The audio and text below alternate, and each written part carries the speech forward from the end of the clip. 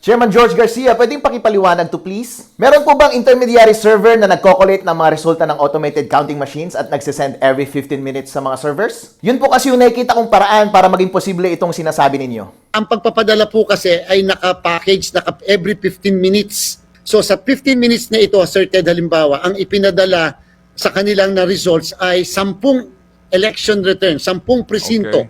Sa pagkatapos yung susunod na 15 minutes, dahil na-process na nila yung first 10, ay magpapadala halimbawa, Sir Ted, ng 10 muli. Pag nagpadala ng 10 muli, Sir Ted, kasama sa ipapadala po, kasi nga po nasa program, yung naunang 10.